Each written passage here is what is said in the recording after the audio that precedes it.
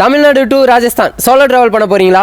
அப்போ இந்த video skip பண்ணாம பாருங்க. நான் பட்ஜெட்லயா டிராவல் அண்ட் எக்ஸ்ப்ளோர் எப்படி பண்ணேங்கிறத உங்களுக்கு சொல்றேன். ஃபர்ஸ்ட் கோயம்புத்தூர் டு ராஜஸ்தான் ஏசியில் புக் பண்ணேன். இதோட பிரைஸ் வந்துட்டு 2415. டிராவல் மட்டும் 3 நைட்டு 2.5 பகல். தமிழ்நாடு தாண்டிட்டோம்னா ஒழுங்கா சாப்பாடு கிடைக்காது. ஸோ 3 டேஸ்க்கு சேர்த்து எடுத்துங்க. 2 நாள் முடிஞ்சு ஆஃப்டர்நூன் ஜெய்ப்பூர் ரீச் ஆயிருவோம்.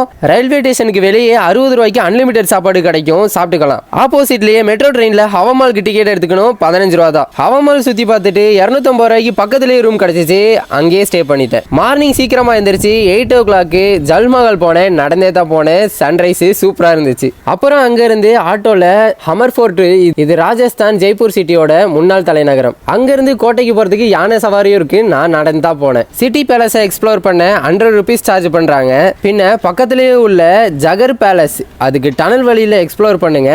1.5 கிலோமீட்டர் ஜெயிலாம் இருந்துச்சு, த்ரில்லிங்காகவும் அட்வென்ச்சராகவும் இருந்துச்சு. அதுக்கப்புறம் பேலஸ் என்ட்ரி ஃபீஸ் 50 ரூபா. உள்ள பீரங்கி மேனுஃபேக்சரிங் பேலஸ் இருக்கும். அப்புறம் பேலஸ் எக்ஸ்ப்ளோர் பண்ணோம்னா இந்தியன் பிளாக் இல்லைங்க, ராயல் பிளாக் இருக்கும். அங்கிருந்து வெளியே வந்தா நாகர் ஃபோர்ட் போறதுக்கு 300 ரூபா கேட்பாங்க. டூரிஸ்ட் கூட சேர்ந்து ஷேர் பண்ணி போயிட்டேன். போற வழி ஃபுல்லா ஹில்ஸா இருக்கும், வியூலாம் சூப்பரா இருக்கும். அங்க ரீச் ஆனோன்னு நாகர் ஃபோர்ட்டோட என்ட்ரி ஃபீஸ் 52 ரூபா. சுத்தி பார்த்துட்டு டாப்புக்கு போனா ராஜஸ்தான் ஜெய்ப்பூர் சிட்டியே ஃபுல்லா பார்க்கலாம். அப்புறம் அங்க இருந்து நைட் ட்ரெயின் ஏறி தமிழ்நாட்டுக்கு வந்துடலாம். இல்லைனா ராஜஸ்தானை இன்னும் எக்ஸ்ப்ளோர் பண்ணலாம்.